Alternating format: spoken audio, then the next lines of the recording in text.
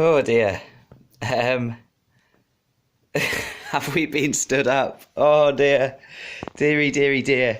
Sorry about this, folks. You haven't been stood up, and I'm not having problems with the equipment. I'll tell you what's happened. I've actually, as you can see, got some new equipment. I haven't got my new camera yet. I'm still waiting for that with the slow postage.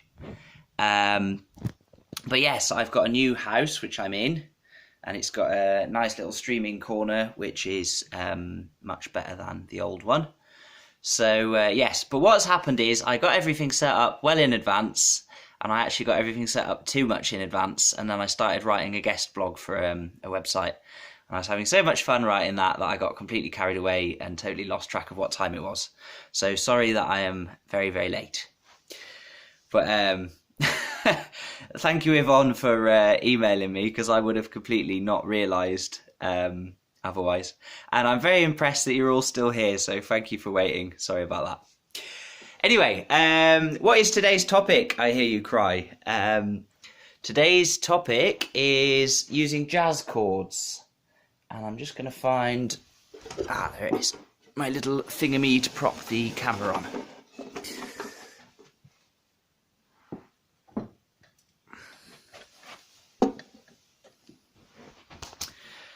Right then, I'll just get the description up quickly so I can have a look.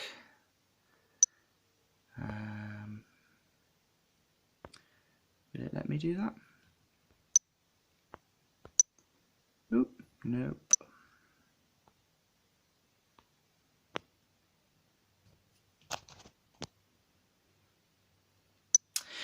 Well, yeah, today's... here it is. Brilliant. Yeah, today's stream is about jazz chords, and I'm going to be talking about them for people playing in standard tuning. You can apply the stuff I'm going to talk about in other tunings. One of the reasons why you may have heard spurious rumours that I have said negative things about Dadgad, which heaven forfend I would ever say anything like that. But one of the reasons why I may have in the past been misunderstood as having said such things is that it doesn't necessarily lend itself so well to being able to construct chords on the fly, because your strings aren't tuned at regular intervals, so it's quite difficult to work out a chord when you need certain extensions in it or something like that. So yeah, I'm going to be talking for standard players, but all the theory stuff I'm going to talk about you can apply in other tunings. You'll just need to work out a suitable shape in order to do that. Cool. So let's have a look. I'm going to talk about an example. To begin with, as always, I'm going to start out with major keys, and then I'll apply it to minor keys as well a little bit later on. But just as an example, I'm going to be using my little tune loop of Out on the Ocean that I use for these videos all the time. You can find that easily enough on YouTube. It's on my channel somewhere. It's one of the older clips. Just search Out on the Ocean slow tune loop. So the tune is in the key of G, and within kind of jazz harmony land, it can get very technical. You hear people talking about these chords with all these numbers in and weird words appended to the ends of them, and sharp nines and flat sevenths and minor 13ths and all these things, and it sounds very confusing. But actually, it's not that confusing. What you need to do with all of jazz chords is just think about them in terms of three families, and that really is all that there actually are. Every kind of chord, like I don't know, let's say a 7 flat 9, for example, fits into one of the three families.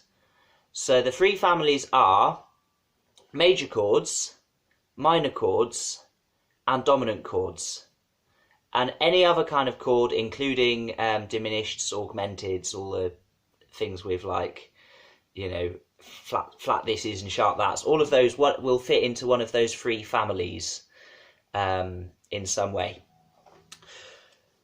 I've actually linked a blog I wrote a while ago which tells you about how the chords work, but basically the thing which differentiates chords between those three families, you've got a third, which tells you if the chord is major or minor. So your simplest kind of chord is a root, a third, and a fifth. And if you take those notes from the major scale, so you've got the root, the third, and the fifth.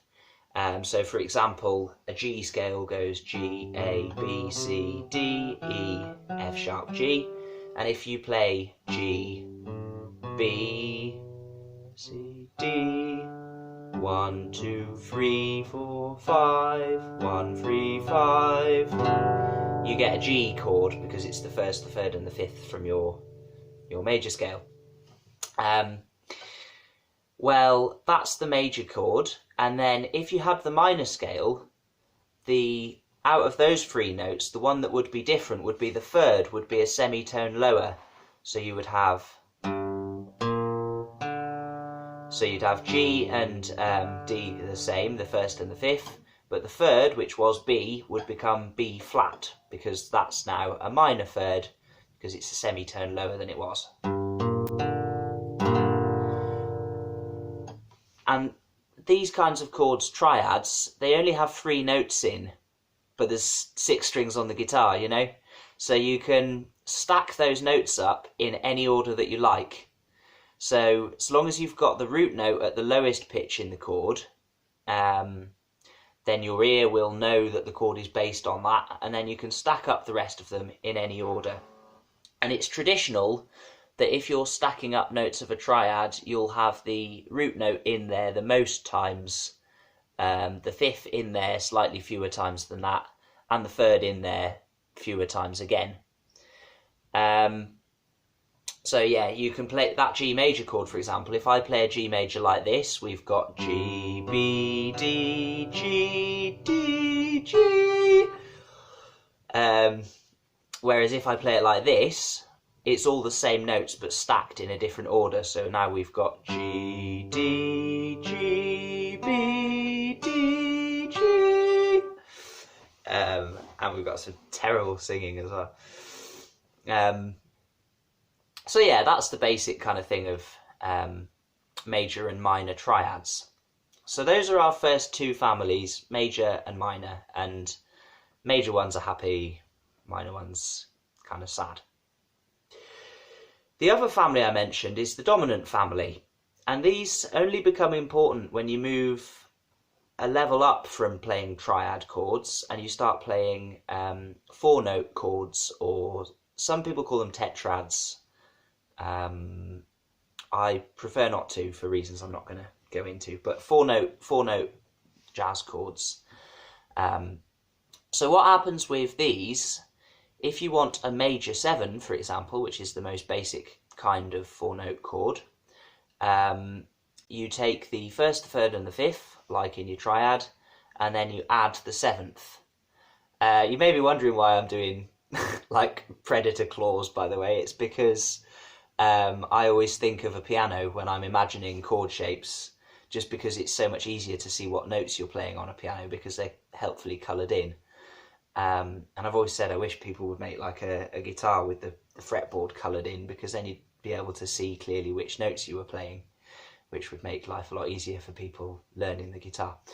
But anyway, nobody, as far as I know, has done that yet. So, but yeah, with these 4-note chords then, if you want to make a major 7 chord, which is basically like a major chord, but it sounds a bit more jazzy, a bit more floaty.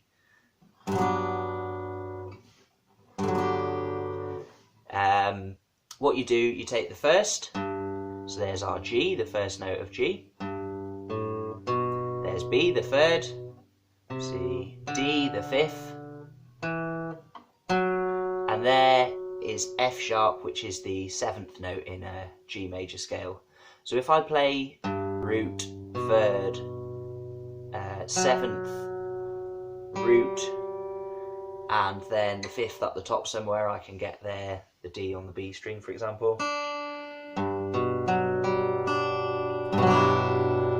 You get this really nice, it still sounds majory, but because it's got the 7th in there, the 7th is a very unstable note. and so it gets this kind of more vague, kind of fuzzy, warm custard kind of feel to it. Yeah, that's the major 7. With a minor 7, what you do is you take the notes from the natural minor scale, which is what we folky types would call the Aeolian scale. That's another name for the same thing. So if I play G Aeolian, it would sound like this.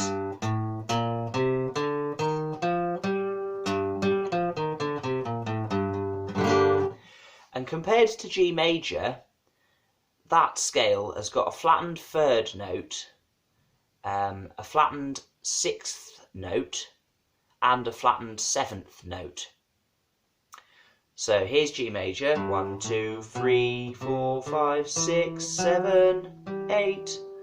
And if I flatten the 3rd, the 6th and the 7th, you'll get G Aeolian. 1, 2, 3, 4, 5, 6, 7, 8. So when I'm making my G minor 7 chord, it's going to be the root, the flat 3rd, so B flat. The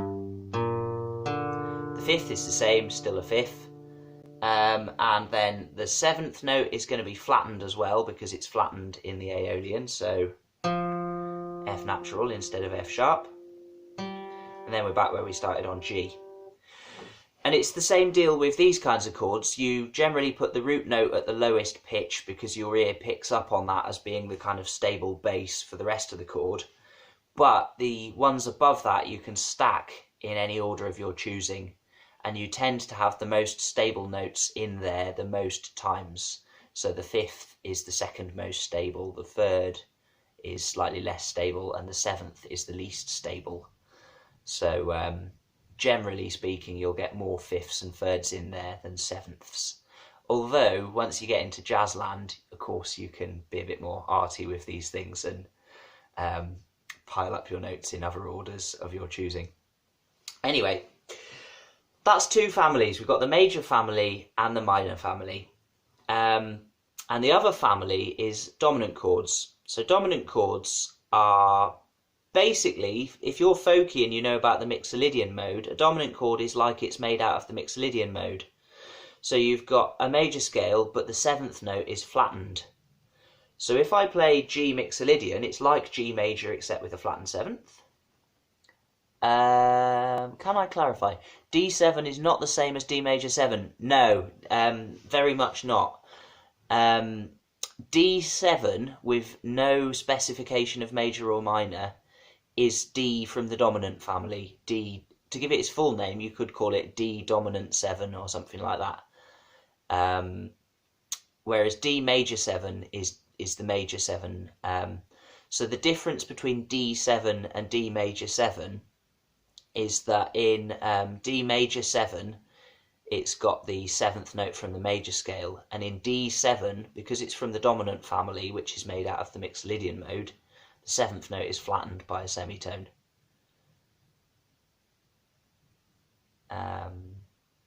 Yeah.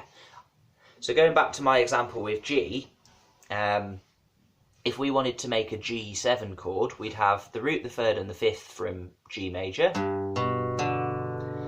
And then the 7th note in G major would be F sharp, which is there. And because we're making a chord from the dominant family, we use the flattened 7th instead. So we take that F sharp note and we move it down 1 fret, so that now it's an F natural, which is the flattened 7th. And it gives it this like cheeky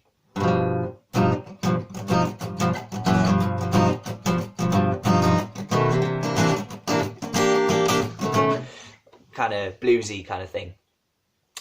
So those are your 3 families. You've got major 7, which is vague, fluttery, floaty, cloud in a field kind of family.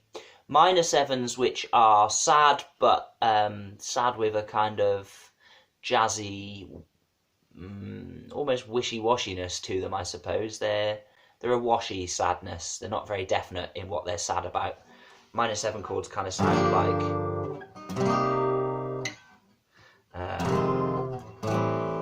those are all minor sevens. So they're sad, but not as definite in their sadness as a minor chord.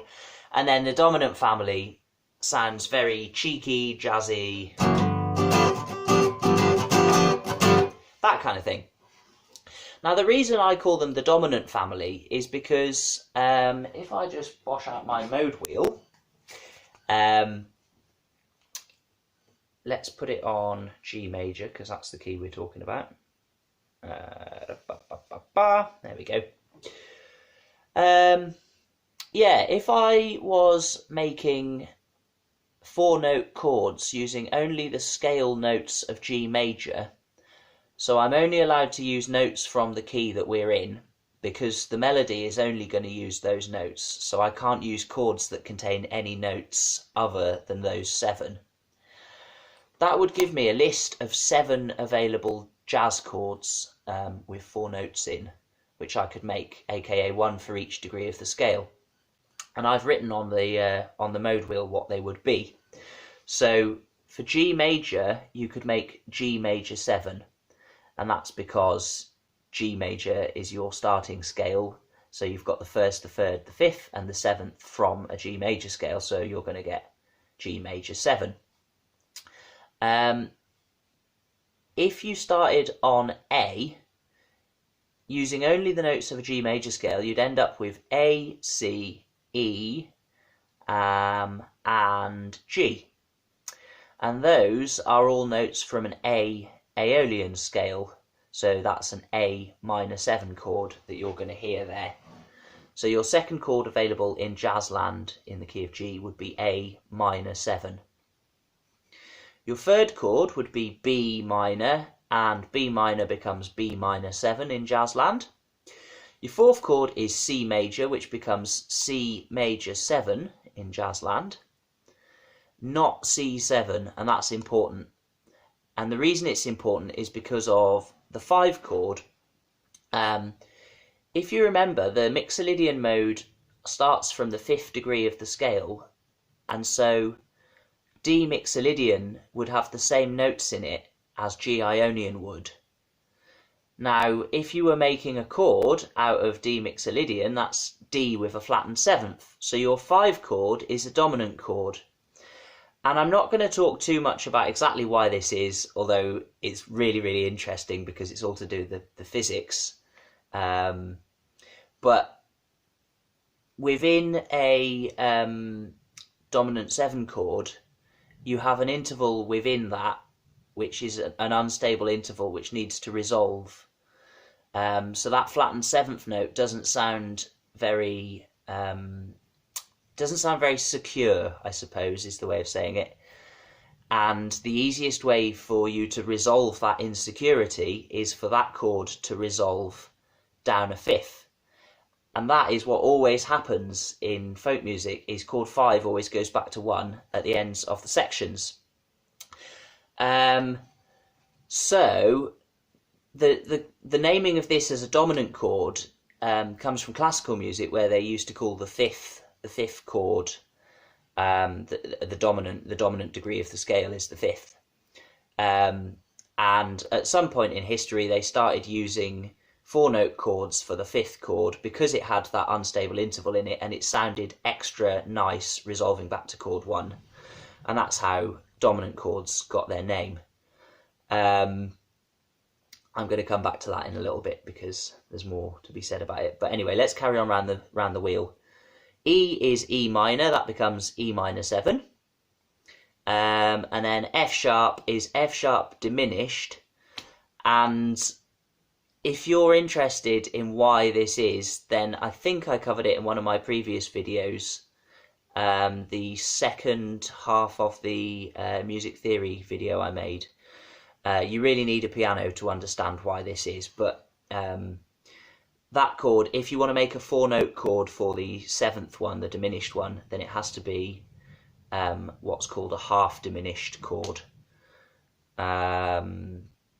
If you want to just play folk music and you're not too bothered about that, then just skip it out. We're not going to use it anyway because diminished chords sound a bit grim. So you can have some. It is interesting, the theory of it, and you can have a lot of fun with it, but it's too in-depth for this, and I'm not going to waffle about it anymore. So, yeah, what we can conclude from that then is if you're in a major key, chord 1 is going to be a major 7 chord in jazzland, chord 2 is going to be a minor 7, chord 3 is going to be a minor 7, chord 4 is going to be major 7, chord 5, because it has to resolve back to chord 1, and because of the notes that are available in the scale, chord 5 is always a dominant chord, aka just a 7. So D7 in this instance, like Yvonne was talking about before, rather than D major 7. If you play a D major 7 as chord 5 in the key of G, it'll sound rubbish. It won't want to resolve back to chord 1, and it'll kind of just sound like it's a sort of cloud floating around on its own over there somewhere, and your chord progression will kind of just grind to a halt. It sounds really weird. So yeah, chord 5's got to be dominant. Chord 6 has to be a minor 7. Chord 7 we're going to leave out. That's the kind of as much as you need to kind of think about when you're trying to pick chords, jazz chords, in the key of G major.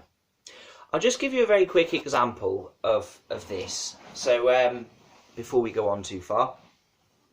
So G major 7 chord, if you haven't played one of these before, it's a really nice chord. If you make an A minor, make it deliberately with the wrong fingers so that your spare finger is the index finger. So you've got your index finger just kind of pointing at the ceiling.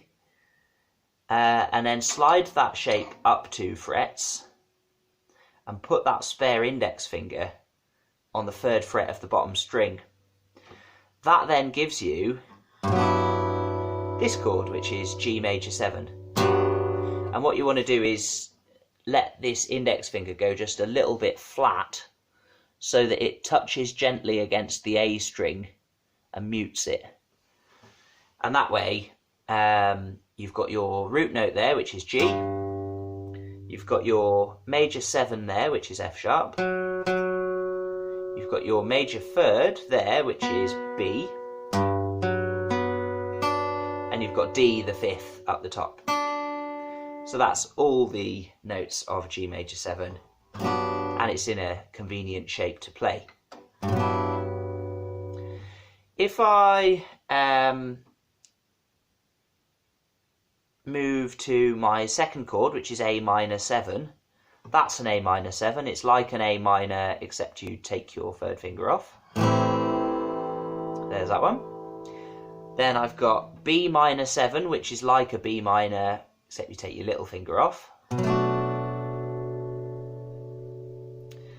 Then for C major 7, it's a bar chord, bar on the 3rd fret. You put your middle finger on the G string, 1 fret above the bar, and then you flank that on either side, 1 fret up again with your 3rd and little fingers. And that gives you this lovely C major 7 chord. Then you move that whole chord up 2 frets. That would be D major 7 if I kept that how it is, but we've just said we don't want D major 7, we need D7, the dominant version. So that finger has currently got the major 7 under it at the moment, under the middle finger. And if I take that finger off, I've moved that major 7 down a fret, so now it's a flattened 7. And that is my D7 chord with the flattened 7th in it.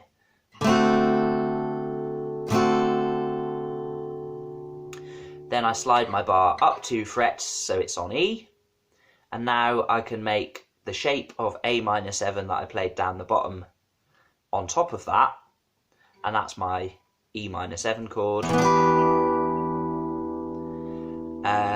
7th we're not going to bother with for the time being. You could do something like that, which is just keep the E bar where it was and add your 3rd finger 2 frets above it on the A string. That's a nice substitute for chord 7. Or D with the thumb, of course, that old faithful. Anyway, that's your complete chord scale. What I'm going to do just quickly is demonstrate the effect that chord 5 has. So I'm going to play a little chord progression using just G, C and D as bar chords. and then I'm going to stop on D, which is chord 5 for a bit, and then I'm going to change to D7, and you'll hear that instability that comes from the D7 chord wanting to resolve back to chord 1, and then when I do it you'll probably go, ah, and then I might try setting it up and not doing it just so you can go, ugh, you know. Anyway, so yeah, here's some chords in G.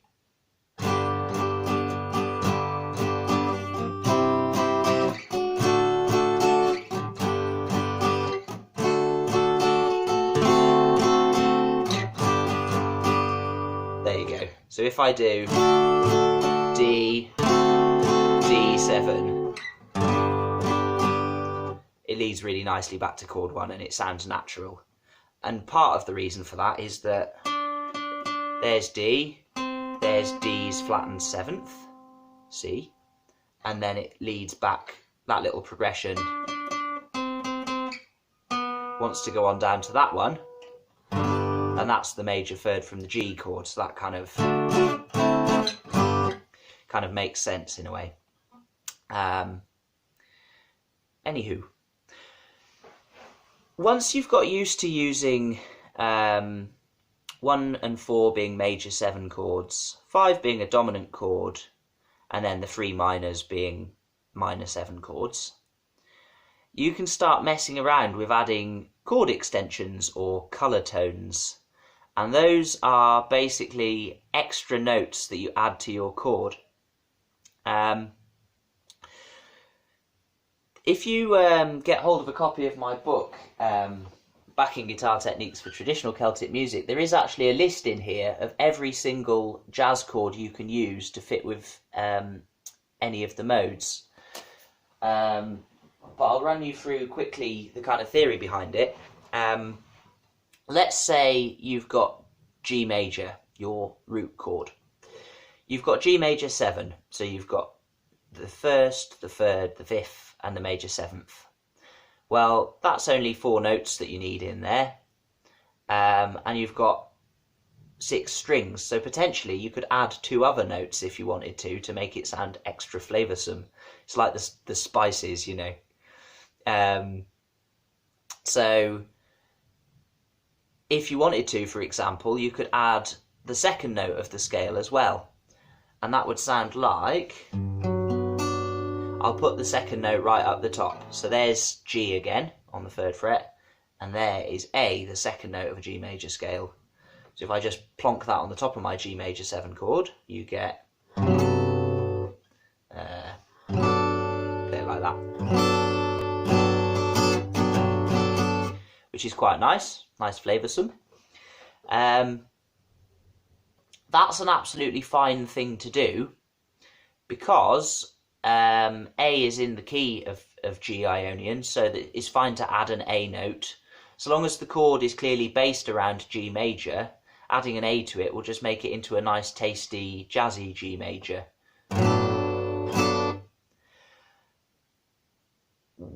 If I wanted to as well, I could add the 4th note of the scale, so G, A, B, C. So if I make a G major 7 bass, so I could do something like, there's my root, there's my major 3rd, there's my major 7th, there's G again, and there's a C that I can play with my other finger. That would be a G major 11 chord, which kind of sounds a bit grim, but it would theoretically and functionally that would work nicely. Maybe it'd be better if I played it like, yeah, that is a bit better. Kind of clashes with the adjacent note, doesn't it? I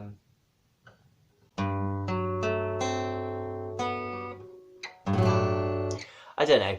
Anyway, I'm sure there is a reason for this, and I haven't. It's because it's the 4th. Yeah, I tend not to use the 11 chords, just because I don't like them. They don't really sound very good. Occasionally they do. They sound good in context if they're kind of linking together to other things. But like that one there, for example, didn't really sound very great. Anyway, the other one you can do is G major 13, and the 13th is the 6th note of the scale, the 11th is the 4th note of the scale, and the 9th is the 2nd note of the scale.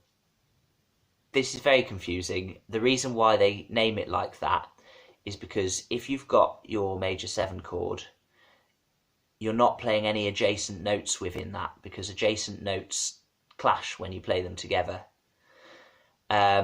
So if you play 1, 3, 5, 7, and then you want the 9 in there, the 9 is an octave. The 9 is an octave up from the 2nd, but you're not going to play it in the position where it would be if it was the 2nd note. You're going to play it up an octave from that, and that's because if you played it as the 2nd in between the root and the 3rd, those 3 notes are going to clash horribly, and your chord's going to sound muddy and grim.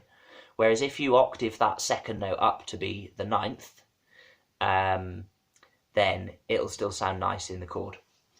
So 1, 3, 5, 7, 9, like that, something along those lines. So that's why we call it a major 9 chord when it's got the 2nd note in it, and a major 11 when it's got the 4th note in it, and a major 13 when it's got the 6th note in it. Now you can look up shapes for all of these on the internet and maybe just play through a few of them until you find ones that you like, and then you can start trying to slot those in tunes and just see how you get on with it. But the really important thing to remember here is that if it's chord 1 or 4, you can use the major 9 or the major 13, or potentially the major 11, the 11 chords, because they've got the 4th in them, don't always sound very good. Yeah, potentially that one as well. Because the base of those chords is a major chord, so they're the major family. So the extensions aren't important, it's the base that's important. And if you find, for example, personally, I really like this shape. That's a major 9 chord with the root note on the A string, and you can slide it around anywhere. So if I was playing, let's say I'm playing my tune in G major, I've got G major 7 for chord 1, and then I'll go to C major 9, like that. But in my head, I'm just thinking C major. The extra chord extensions aren't really important, you know. I could do any number of them. I could do this with the, what's that up the top? The 13th up the top. Or I could do lots of other ones. But the important thing is that it's based around this basis of a C, a major 3rd and a major 7th, and then some other notes taken from the G scale added into that. And this is the other really important thing. In jazzland, you can go further down this road, but in folkland, the chord extensions that you add must be made from notes of the key scale, apart from in a very specific context, which I'm about to get onto in a minute. So if I play my C major chord again, which is chord 4 in G major, let me have a think. I couldn't use C major 11, for example, because C, D, E, F, F is the 4th note in the key of C, but I'm playing in the key of G. So if I play the F, which is in C major 11, it'll clash with my F sharp, which is in the melody, because the melody's in the key of G, if that makes sense. So if I wanted to play an 11th in my C chord, I would have to flatten that 11th so that it matches with the tune.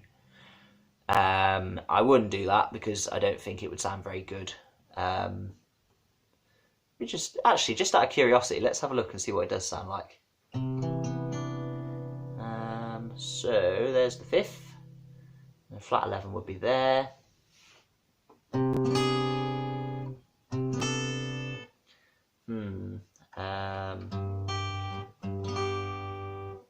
Would it?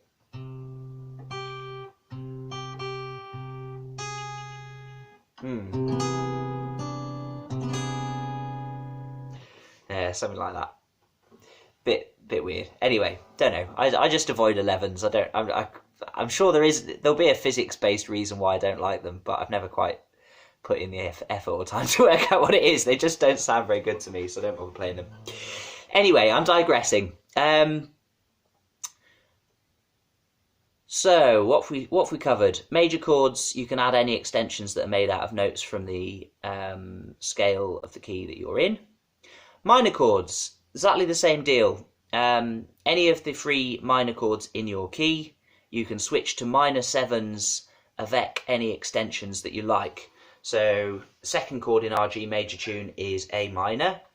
An A minor 7 bar chord is very easy to play once you've got the bar bit down, which is obviously quite hard.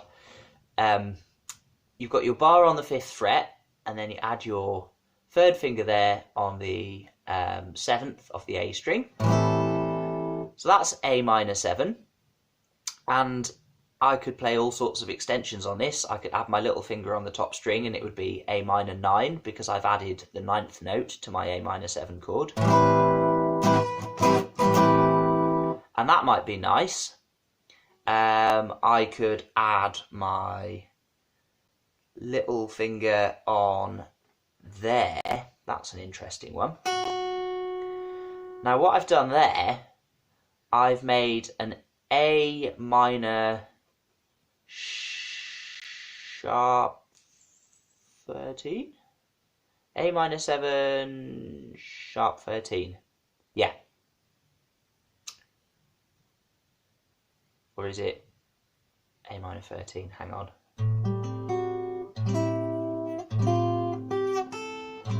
Yeah, A minor. I've made an A minor 7 sharp 13 because the 13th note, aka the 6th from an A minor scale, would be that one, F, and I've moved that up 1 fret.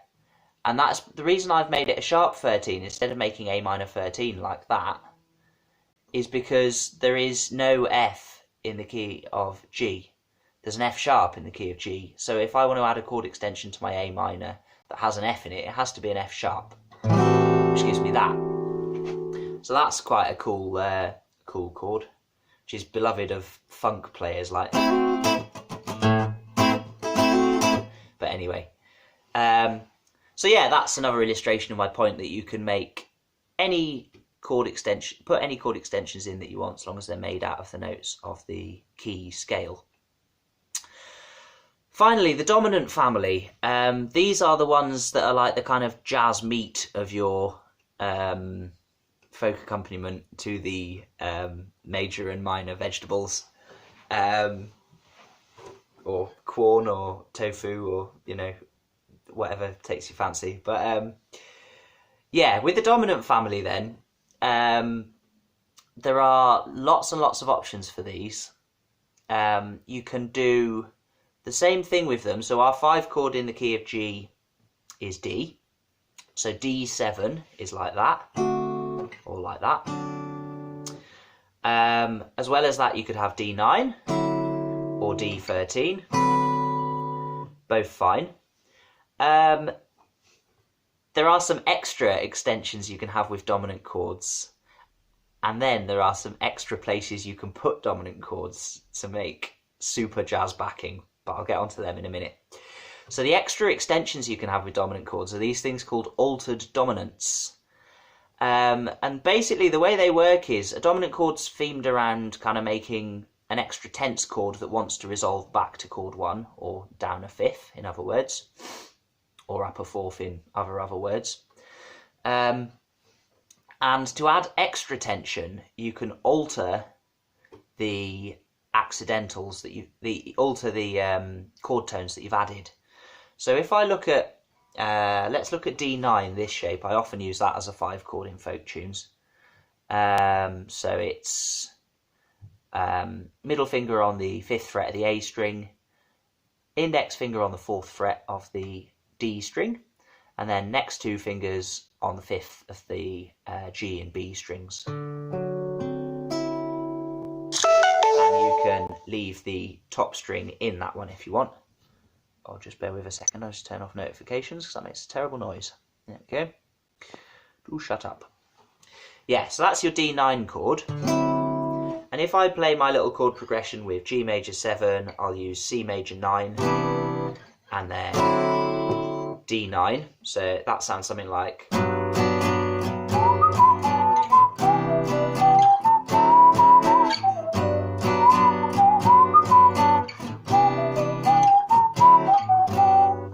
That's pretty nice.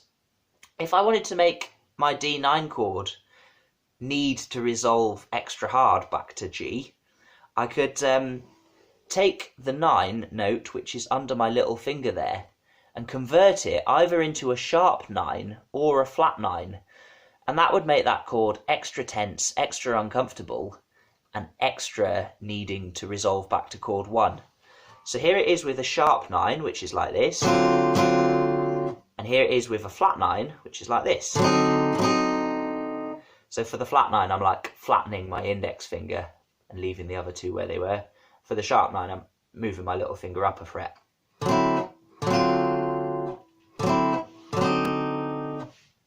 But either of those two altered dominants will want to resolve back down a fifth extra, and it makes it sound super jazzy. So something like...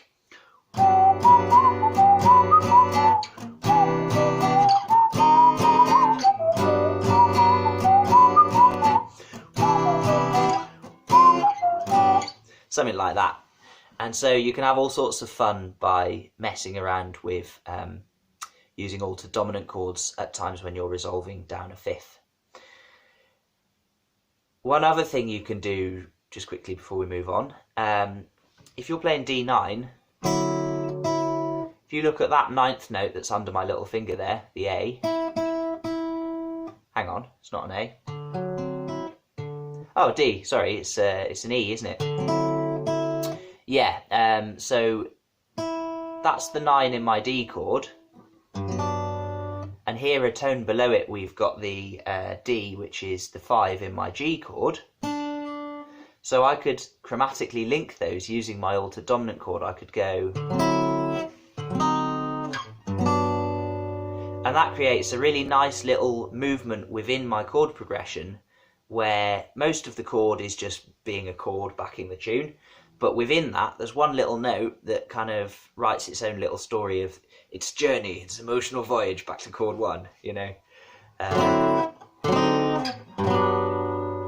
So that's a really nice little chromatic linky thing you can do with altered dominants if you don't want to just plop them out in the middle of a chord progression, because they can be a bit jarring for folky stuff. They're great for jazz, but so it might be nicer to start off with a normal dominant of some description and then alter it on its way back to the root chord. Now you'll notice earlier on when I was on about the chord families, I said that you could use chord 5 at a time where it's resolving down a fifth. That doesn't necessarily have to be, not chord 5, a dominant. You can use a dominant chord at a time where it's resolving down a fifth. But that doesn't necessarily have to be chord 5. There are other times where chords resolve down a fifth as well. So for example, with our tune in G major, if you recall in previous videos I've talked about using related minor chords. So I might want to play a chord progression that went G, D, D, D, D. Then instead of C, I'll go to A minor, da, da, da, da. Then down to E minor, D, D, G, G, A minor, E minor, D, back to G. So in Jazzland, I'm going to use G major 7 with some chord extensions on it. Just at random, I'm going to pick the 6 and the 9 up the top with my little finger, so I like that one. So that's a G6-9 chord, it's commonly called. Or G major 13 if you like. Strictly speaking, a G6-9 chord doesn't have the major 7th in it actually, so that's a G major 13, but potato, potato. Anyway, that's my G major chord. Da, da, da, da, da. Then A minor 7, da, da, da, da. Then for the E chord, I'm gonna, don't know, just play E minor 7 with an extra 7th in it. Da, da, da, da. D7. Da, da, da, da, da, da, da, da, da, da, da, da. Something like that. Cheers, Yvonne. Thanks for tuning in. Sorry it's been a bit in-depth this week, but yeah, I hope you got something out of it anyway. We want to look back at future. Yeah, so within that chord progression, there's one bit there where I'm going from G, A minor, down to E minor. A minor down to E minor is down a 5th. So if you want to be uber jazz, you can get rid of A minor and replace it with a dominant chord. So instead of A minor, play A7. So da da da da da da da da da da da. Oh, hang on. No, you can't. I'm doing it the wrong way around. Sorry. So sorry. I've told you something completely backwards there, which is that E minor to A minor is down a 5th, not A minor to E minor. So we'll do the progression the other way around to make it work. So G G G G G E minor A minor D. So we've got G E minor up to A. That's going to be our dominant resolution. So we can do G major 7 or something like that to E and then make it a dominant. So like that, which sets up this little movement which needs to resolve to A minor. There's our A minor chord with, I've added an extra flattened 7th at the top there. And then that resolves up to D7. So altogether that would sound like G major 7, E minor, E dominant, A minor 7, D7, something like that. Now the dominant family includes all of the dominant chords, so 9, 11 and 13.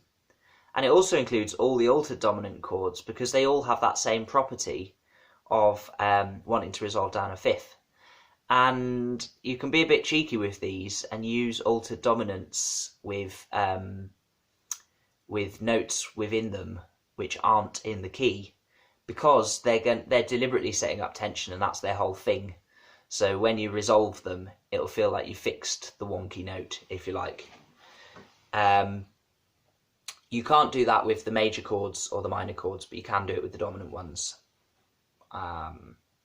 So if I wanted to, I could do something like G major 7, E7, with a flat 13 in it. And then I could do A minor 9, and then D7. Da, da, da, da, da, da, da, da, da, da, da. D7 sharp 5 or flat 13, depending how you look at it, to finish off my 5-1. So there's all sorts of clever things you can do with those, and I suggest the best way to do that is to just look up shapes work out some that will fit, and then look up shapes for them and mess about with them and see how it sounds. One thing to think about with this is when I played that last progression, for example, dun, dun, da, dun, da, dun, I had this little movement set up going from D, D, C, C, B, B, and then it wants to go down one more, either to there or to there. Thanks, Brian. So yeah, you'll hear within a chord progression, if you've got 4 notes within each chord, that's kind of like 4 little independent melodies that are all doing their own things. And if you can make them flow, especially with the higher ones, because your ears will pick out the root pitch and they'll pick out the top pitch as being the kind of what they'd hum as the tune. So if you had to hum this chord progression, you'd be humming da da da da da da da, like a tea tray in the sky, twinkle twinkle little, something like that. But yeah, so if you've got something that sets up a nice movement like that, if you can find a shape which will carry on that sort of tune movement within the next chord shape, then that's going to sound really good.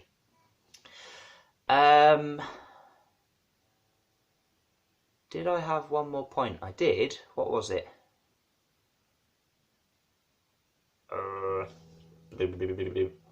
Don't know. Can't remember. Has anybody got any questions about anything? Because I've waffled on a lot today. This is my kind of favourite bit of music theory, so you'll have to forgive me if I get carried away with it. Sorry.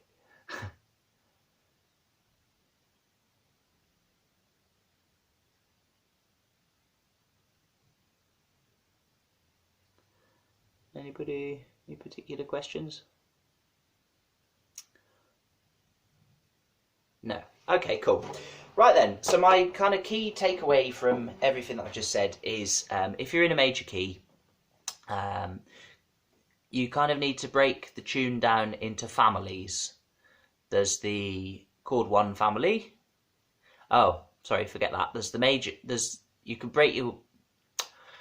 Let me start again. First, you break your tune down into families, the chord 1 family, the chord 4 family, and the chord 5 family. We've already talked about that. You know how to do it. It's in all my other videos. Beyond that then, your chords in themselves can be broken down into families of their own in a way as well, which is major family, minor family, and dominant family. So anytime you're playing chord 1, it's always going to be a major family 1. You can have any chord extensions that you want so long as they're made out of notes from the key that you're in. Same with chord 4. Chords 2 and 6 have to be minor 7s or minor 7s with extensions made from the chord family that you're in, from the key that you're in. And chord 5 has to be a dominant chord with extensions from the family that you're in, or assuming that it's resolving back to chord 1, you can alter those extensions chromatically, giving you altered dominant chords. So like sharp 9, flat 9, or sharp 13 or flat 13. And that is where the fun starts. Further to that, any time where you've got a chord of any description which is resolving down a fifth, you can convert it to a dominant or an altered dominant for jazzy effect, which will usually sound cool, although it is a bit out there. So maybe play it quietly the first couple of times. Let's just finish up then by talking about whether you could apply this in other modes.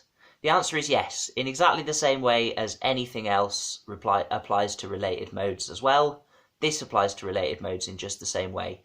So all of those chords that I was playing there in the key of G major would apply equally to a tune in the key of D Mixolydian, or a tune in the key of A Dorian, or a tune in the key of E Aeolian, because all of those modes that I've just mentioned have the same notes in, and therefore they can have the same chords in. And so all the same rules would apply for that. So just very quickly, let's take an example in A Aeolian, because that's going to have the same chords as the ones that I was just playing. So let's do...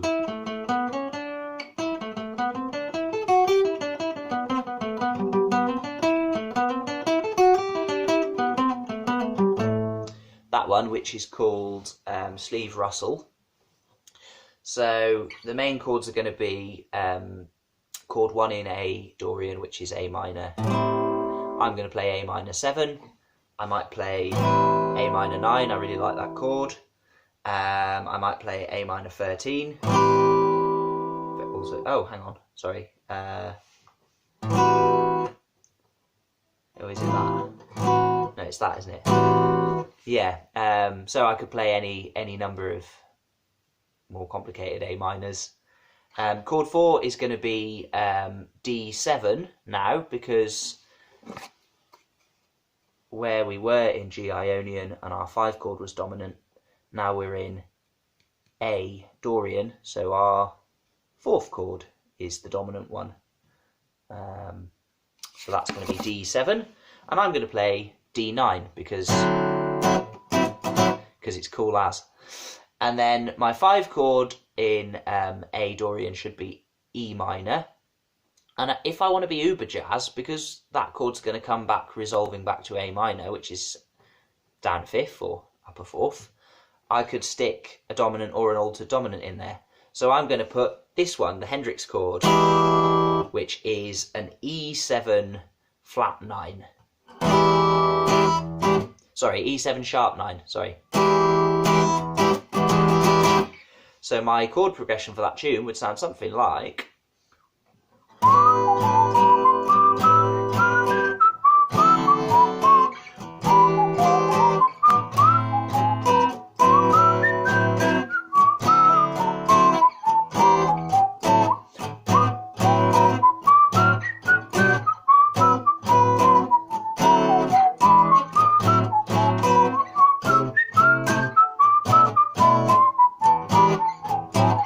something like that.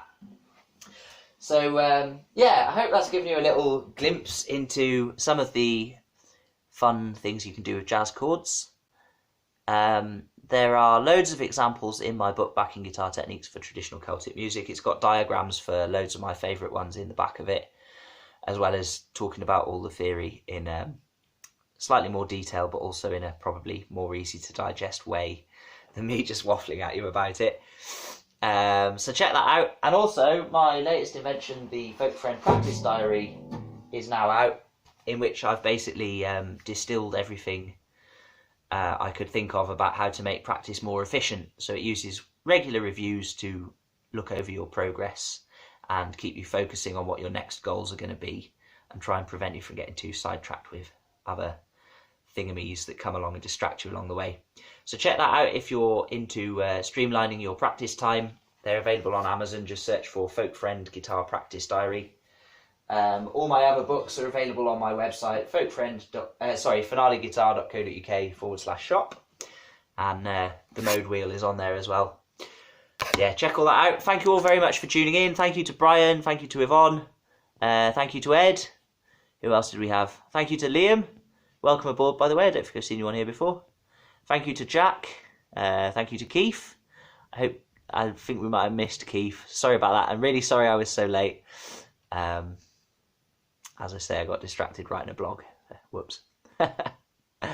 Anyway, who else did we have? Lynn. Thank you to Lynn. That's everybody on there, wasn't it? So yeah, thank you all very much for tuning in, and I will be back very soon. Ooh. Oh, he's still here. Nice one. Well, thank you to you, Keith, for tuning in. And that's good, Brian. I'm glad you're enjoying it, mate. Thank you very much for buying direct. And yeah, let me know any feedback you've got for it as well.